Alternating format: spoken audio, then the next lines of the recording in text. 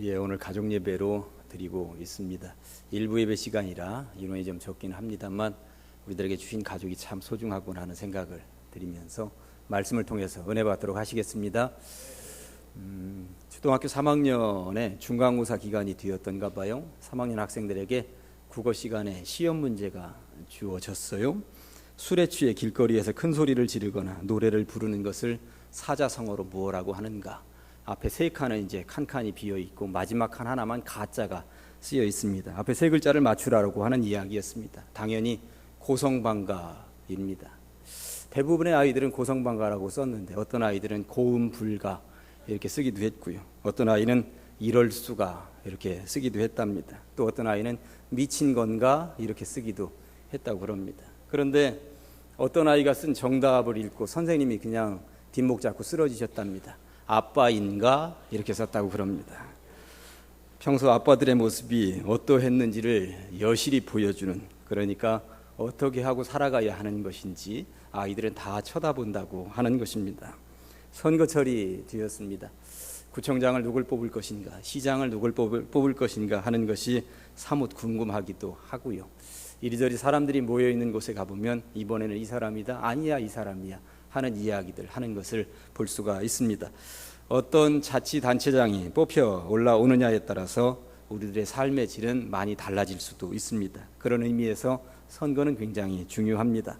시민들이나 국민들로부터 왜 저런가 하는 소리를 듣는다면 안 되기 때문에 선거는 굉장히 중요한 것입니다. 예수님은 오늘 새로운 제자 한 명을 뽑아 올립니다. 어떤 자치단체장이 뽑히느냐 이것보다도 예수님께서 어떤 부류의 사람을 끄집어 올려서 제자로 삼는가, 이것이 여러분들의 가슴을 더 뜨겁게 할 수 있기를 간절히 부탁드립니다. 오늘 예수님의 제자 그룹에 새로운 명단을 올리는 사람의 이름은 레위였다고 성경은 말씀하고 있습니다. 마태복음을 쓴 마태의 다른 이름이 레위입니다.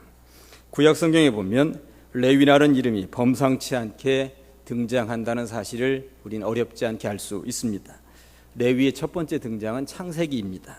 야곱에게는 12명의 아들이 있었습니다. 첫 번째 아들의 이름은 시므온이었고요. 르우벤이었고요. 둘째 아들의 이름은 시므온이었습니다. 그리고 세 번째 아들의 이름이 레위였습니다. 11번째 아들 이름이 요셉이고 마지막 12번째 아들이 베냐민인 것, 이것들은 아시는데 레위가 셋째 아들이었구나, 이것은 잘 모르시는 분들이 많이 있습니다. 역사는 흐르고 흘러서 이스라엘 백성들은 400년간 애굽에서 종살이를 했고요. 모세의 뒤를 따라서 탈출해 나오게 됩니다. 그리고 광야 40년 모세의 뒤를 이어받은 여호수아 장군을 따라서 이스라엘 백성들이 젖과 꿀이 흐르는 가나안 땅에 가서 12등분을 해서 땅을 분배하게 되죠. 야곱의 첫째 아들인 르우벤의 후손으로 시작하여서 야곱의 막내 아들인 베냐민의 후손들에 이르기까지 공평하게 땅을 분배하게 됩니다. 이때 레위 지파에게는 땅을 분배하지 않았습니다. 레위 지파는 앞으로 농사 짓지 말고 특별히 성전을 관리하고 백성들의 예배를 돕는 역할만 하면서 자자손손 살아라, 그런 의미 부여를 주님께서 하셨던 것입니다. 대신 다른 지파들이 10의 1조를 내면 드려진 그 헌금으로 성전을 관리하며 먹고 살라는 특명을 레위 지파에게 내리게 됩니다. 그리하여 레위의 후손들은 농사를 짓지 않게 되었습니다. 세상에 그 어떤 직업도 가지지 않게 된 것입니다. 한편으로 생각해 보면 참 선택받은 족속이구나, 축복받은 족속이구나 하는 것을 알 수가 있습니다. 대대손손 제사장 집안이었다고 하는 것이고, 요즘 말로 하면 대대손손 목회자 집안이었다고 볼 수가 있기 때문입니다. 레위의 두 번째 등장은 레위기라고 하는 책을 통해서 우리는 알 수가 있습니다. 레위기는 구약성경 세 번째의 책 이름입니다. 그 레위기의 주제가 무엇인지 아십니까? 레위기의 주제는 예배와 거룩입니다. 예배에 대해서 어떻게 예배해야 하는가, 어떻게 거룩하게 살 것인가의 내용이 담뿍 담겨있는 책이 레위기라고 하는 책입니다. 레위 지파를 중심으로 하여 이스라엘 백성들이 하나님 앞에 예배를 드리게 될 때에 어떻게 예배드려야 할 것인지, 어떤 마음 자세로 예배해야 하는 것인지 세밀하게 거기에는 기록이 되어 있습니다. 그러니 여러분들 중에 교회에는 나오는데 예배가 은혜가 안 된다, 나는 거룩하게 살려고 하는데 이게 참 거룩하게 잘 사라지지 않는다 그러면 레위기를 한번 깊이 읽어보시기 바랍니다. 레위기가 여러분들을 거룩으로 안내하게 될 줄로 믿는 것입니다. 이런 정보들을 통해서 우리는 구약의 레위는 야곱의 셋째 아들이었다고 하는 것과 레위의 후손은 성전을 돌보는 거룩한 직분을 받게 되었다는 것, 구약의 레위기는 예배와 거룩이라고 하는 이야기로 가득 차 있다는 것, 이러한 사실들을 알게 됩니다. 이것이 구약 성경을 통하여 레위와 관련되어져 있는 우리가 오늘 알게 되는 기본적인 상식입니다. 그런 의미에서 오늘 예수님의 제자로 부름을 받은 레위는 레위 족속의 후손이라고 하는 것을 우리가 알 수 있게 됩니다. 그러니까 대대손손 제사장 그룹에 피가 흐르고 있었다고 보시면 틀림이 없습니다. 이런 배경을 가지고 있는 레위의 제자 선택을 통해서 오늘 세 가지의 교훈을 얻어보도록 하시겠습니다. 첫째는 레위야 네가 어디 있느냐. 레위야 네가 어디 있느냐. 27절 말씀을 한번 본문 보실까요? 그 후에 예수께서 나가사 레위라 하는 세리가 세관에 앉아 있는 것을 보시고 나를 따르라 하시니. 제가 설교를 시작하면서 레위 족속이 무엇을 하는 사람들인지에 대해서 언급을 했습니다. 하나님의 명령에 의하면, 그리고 구약의 전통에 의하면 레위가 지금 어디에 앉아 있어야 하는 거예요? 성전입니다. 최소한 성전 뜰에라도 앉아 있어야 되는 것입니다. 그 성전에 앉아서 제사장의 역할을 해야 하는 것입니다. 이스라엘 백성들이 제사를 잘 드리도록 돕는 역할을 충실하게 수행하고 있어야 하는 것입니다. 그 성전에서 찬양대 역할을 하든지, 그것이 아니면 성전 한쪽 기퉁이에서 청소하고 안내하고 관리하는 역할이라도 하고 있어야 하는 사람이 레위 족속이었다고 하는 것입니다. 그런 레위가 지금 어디에 앉아 있습니까? 세관에 앉아 있다고 성경은 말씀하고 있습니다. 세관은 뭐 하는 곳입니까? 세금 걷는 곳입니다. 당시에 세금 걷는 세리라고 하는 부류의 사람들이 백성들로부터 얼마나 욕먹는 사람이었던지 우리는 압니다. 왜 그렇습니까? 백성들로부터는 많이 걷어서 로마에다가 바칠 때에 자기가 많이 착복하고 로마에게는 일부 바치기 때문이었습니다. 그러니까 돈을 중간에 착복하는 사람들, 못된 사람들의 최고가 세리들이었습니다. 태초의 인간 아담과 하와가 범죄했습니다. 그리고 하나님을 피합니다. 이때 하나님께서 인류를 향한 최초의 질문을 하시죠. 아담아, 네가 어디 있느냐? 하나님께서 아담이 어디 있는지를 몰라서 그렇게 부르시는 것이 아닙니다. 있어야 할 자리에 있지 않고 죄악의 자리에 머물러 있으니 아담아 네가 어디 있느냐라고 하나님께서 질문하셨던 것입니다. 신앙인은 있어야 할 자리가 있고요, 신앙인으로서 가서는 절대 안 되는 자리가 분명히 있습니다. 제가 한 2, 3년 전에 수요일 저녁에 이 예화 한번 드렸는데, 수요일 저녁에는 뭐 한 7, 80분밖에 안 오니까, 그리고 2, 3년 전에 드렸으니까 오늘 적절할 것 같아 이 얘기 한번 드려보도록 하겠습니다. 제가 복지관의 관장으로 8년 사역을 하지 않았습니까? 대전에는 사회복지관이 21개가 있어요. 대부분의 복지관은 우리 기독교에서 운영을 하는데, 천주교에서도 운영하는 복지관이 2개 있고 불교에서도 운영하는 복지관이 2개 있습니다. 이 복지관의 관장들은 한 달에 한 번씩 모여서 원례회를 하고, 그리고 식사를 꼭 하는 시간이 있어요. 근데 식사하는 자리에 보면 이 불교에서 운영하는 복지관의 관장들은 여자 승려예요. 여자 승려. 그런데 어쩜 그렇게 그 여자 승려들은 내 옆에 와서 밥을 먹는지 모르겠어요. 나는 어떻게든 피해가려고 하는데 꼭 제가 그래도 한 인기 하는데 불교 쪽에까지 이렇게 인기가 퍼져나가 있어서 이 양반들이 꼭 내 주변에 와서 내 앞에 와서 내 옆에 와서 밥을 먹으려고 하는데, 내가 주로 여자 승려 2명 옆에 주로 이제 앉아서 밥을 먹어요. 근데 그러면서 이거 누가 보면 안 되는데 그런 생각을 하면서 먹을 때가 있습니다. 그런데 아무도 안 받겠습니까? 벌써 7, 8년 전에 우리 오선근 권사님 저기 계신데, 그 따님하고 사위가 우리 교회 윤태용 목사님 사역하고 있을 때가 있었잖아요. 그 오선근 권사님 따님 황현아 사모님이 주일이 되었는데 제 앞에서 머뭇머뭇거리고 있는 거예요. 왜, 무슨 하실 말씀 있으세요? 엊그제 제가 목사님 식당에서 식사하는 거 봤는데 그 옆에 여자 중들이 2이나 있더라고요. 그러면서 얘기를 어떻게 해야 될지 몰랐다고 하면서 얘기를 하는 거예요. 이런 일이 발생을 하는구나. 그래서 제가 자초지종을 이야기를 했더니 이제 웃으시더라고요. 그렇다고 해서 제가 그 식사 자리를 안 갈 수가 있습니까? 마침 사모님이 보셨기에 망정이지 평신도 가운데 누가 보고 얘기도 안 하고 상처받고 교회 안 나오는 사람이 있을까 봐 얼마나 걱정을 했는지 모릅니다. 단편적인 예였습니다만 사람이 앉을 자리가 있고요, 앉아서는 안 되는 자리가 분명히 있다는 것입니다. 특별히 신앙인으로서 가도 되는 자리가 있고 가서 안 되는 자리가 분명히 있다는 것입니다. 왜냐하면 그 자리에 앉아있는 것만 가지고 내가 그 무리 속에 포함이 되는 것으로 사람들이 살펴보기 때문입니다. 여러분들은 주로 누구와 어울리십니까? 자주 내 전화를 받는 세상 친구는 누구입니까? 여러분들에게 주로 전화를 걸어오는 사람은 어떤 부류의 사람입니까? 그 누군가가 현재 나의 위치입니다. 레위는 성전에 앉아 있어야만 했습니다. 그런데 레위는 지금 세상 한복판 중에도 가장 죄인들이 머물러 있다 하는 그 자리에 가 앉아 있었습니다. 그런 레위를 주님께서 부르셨습니다. 거기는 네 자리가 아니구나. 나를 따르라. 이 부름의 레위는 자리를 박차고 일어섰고요. 다 버리고 예수님을 따랐습니다. 두 번째, 레위 다 버리고 따르다.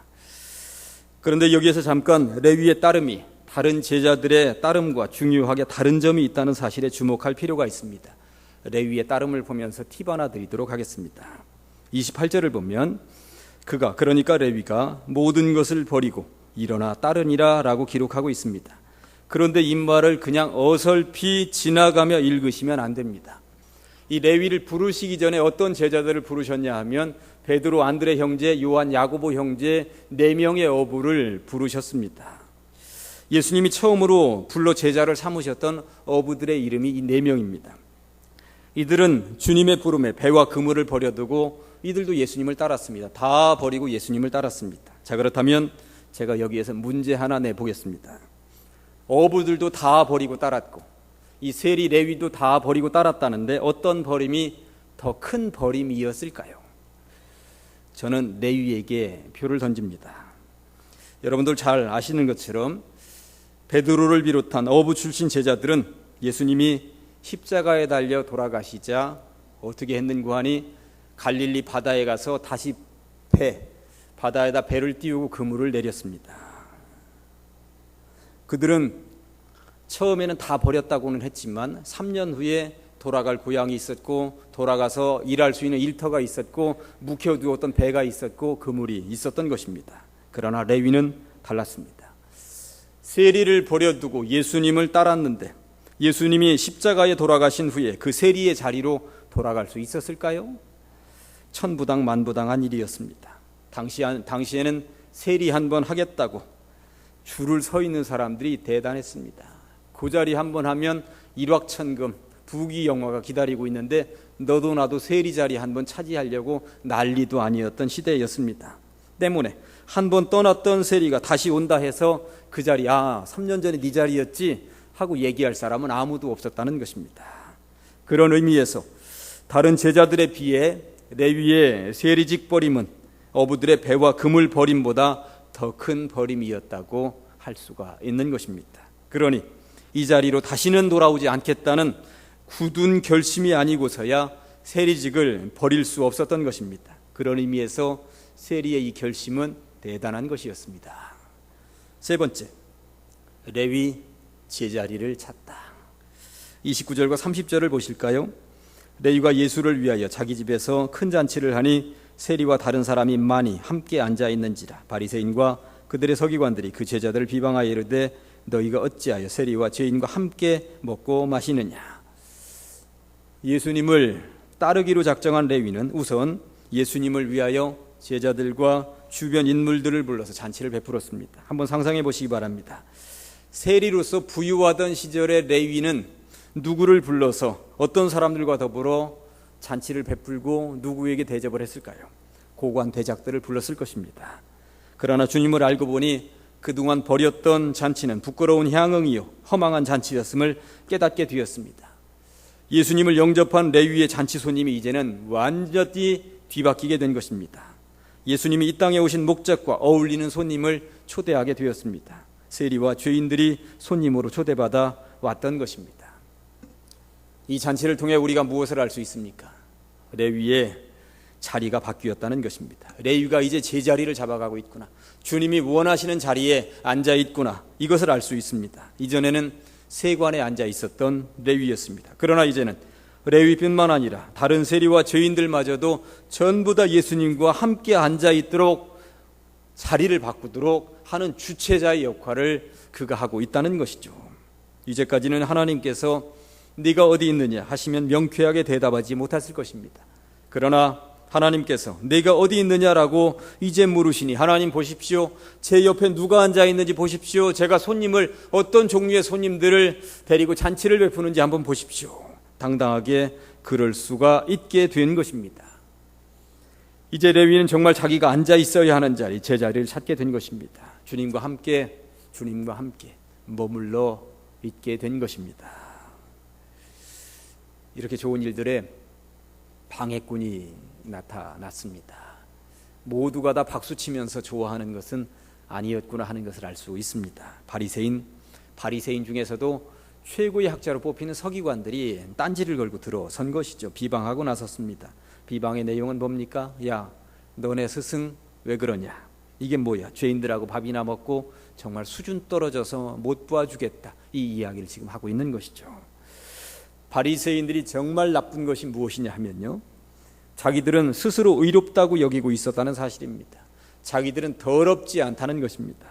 자기들의 영적인 건강 수준은 최고라고 늘 자부하면서 살아가고 있었습니다. 그렇기에 그들은 영적 의사인 예수님이 필요하지 않다고 그렇게 생각을 했습니다. 더 나쁜 것은 무엇이었냐면 세리와 죄인들이 영적으로 병들어 있다는 사실을 잘 알고 있었습니다. 그러나 이들은 세리와 죄인들을 정죄만 할 뿐, 세리와 죄인들에게 도움이 되어줄 생각은 한 번도 한 적이 없습니다. 그들의 마음은 너무도 완악했던 것입니다. 내 근처에 오지도 마, 더러워. 너희들하고 나는 다른 부류의 사람들이야. 내 근처에 절대 오지 마. 너희들 때문에 내가 더러워지는 것 나는 용납할 수가 없어. 이 소리만 할 줄 알았지, 그들을, 세리와 죄인들을 씻겨줄 생각은 단 한 번도 하지 않았다는 것입니다. 이게 나쁘다면 정말 더 나쁜 짓이었습니다.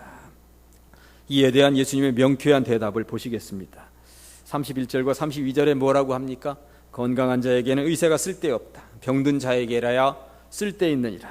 나는 의인을 부르러 온 것이 아니라 죄인을 부르러 왔노라. 죄인을 부르러 회개시키러 왔노라. 죄인 중에 죄인이었던 세리는 그 부름에 주님 앞으로 달려나왔고요, 크게 변화받았습니다. 그리고 예수님의 제자가 되었습니다. 이러한 부름을 통하여서 세리, 레위는 놀라웁게 달라졌습니다. 모든 것을 다 버려두고 예수님을 따랐던 레위는 신약 성경의 첫 번째 책인 마태복음의 저자가 되었던 것입니다. 레위는 히브리식 이름이고 마태는 헬라식 이름입니다. 어떻게 이런 일이 가능했단 말인가?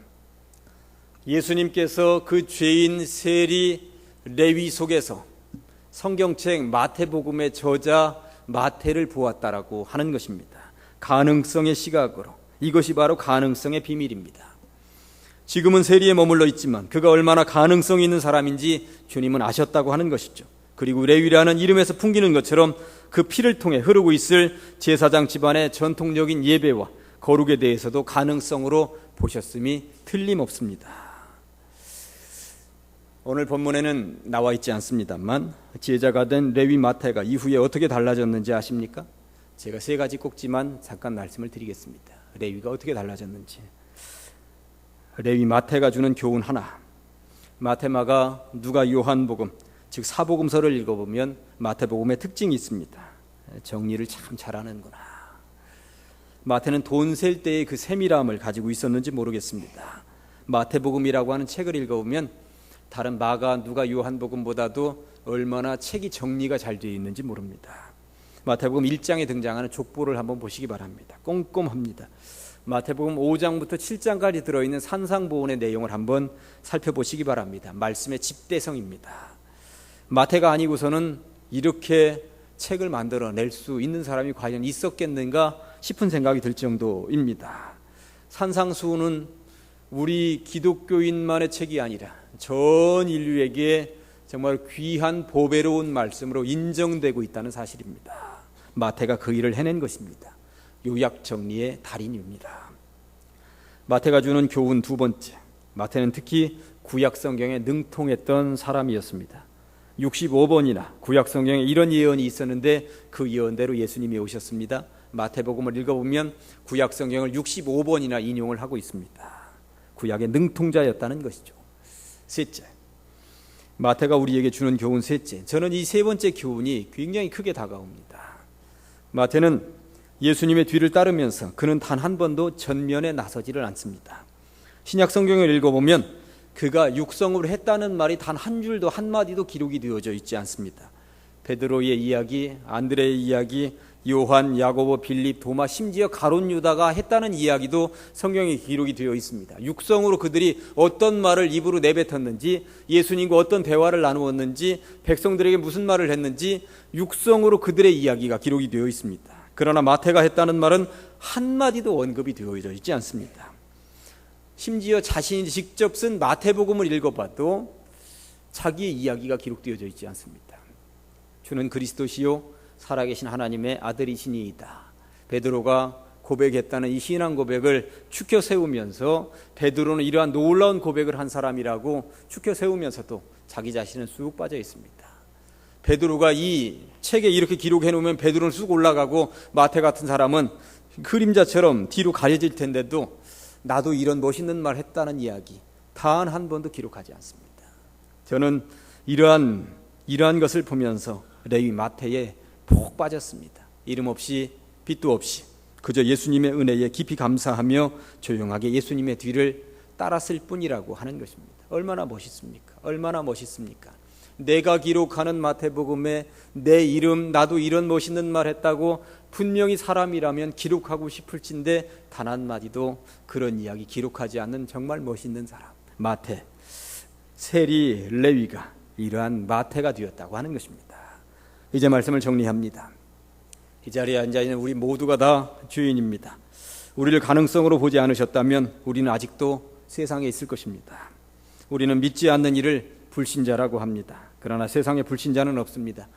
언젠가도 말씀드렸습니다만 미래신자가 있을 뿐이라고 하는 사실입니다. 우리도 불신자가 아니라 미래신자라고 하는 가능성이 있었기 때문에 주님께서 우리를 부르셨고 그 가능성으로 우리를 품어주셨다라고 하는 사실입니다. 세상을 향하여 아직도 우리가 질타할 만한, 손가락질할 만한 사람들이 있습니까? 예수님의 시각으로, 예수님께서 세리, 레위를 보셨던 시각으로 그들을 바라보시면 어떨까요? 그들도 언젠가는 부름받아서 주님 앞에 크게 쓰임받을 주의 백성들이 될 것이라고 하는 확신을 가지고 그들을 바라본다면 세상은 다른 시각으로 보여질 것입니다.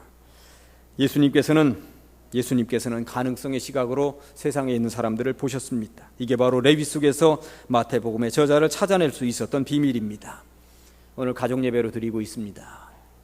많은 아이들이 이 자리에 참여하고 있는 것은 아닙니다만 우리 아이들 가능성으로 보시는 것, 이게 얼마나 중요한 것인가.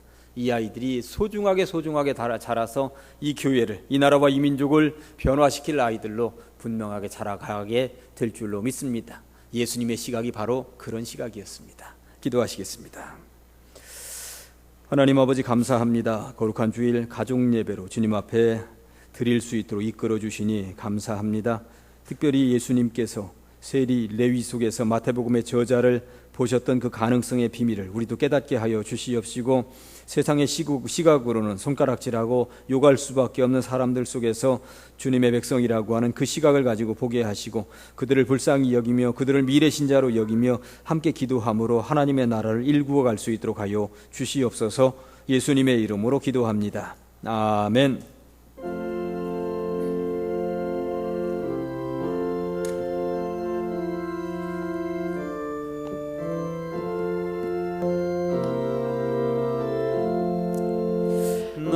이제 주님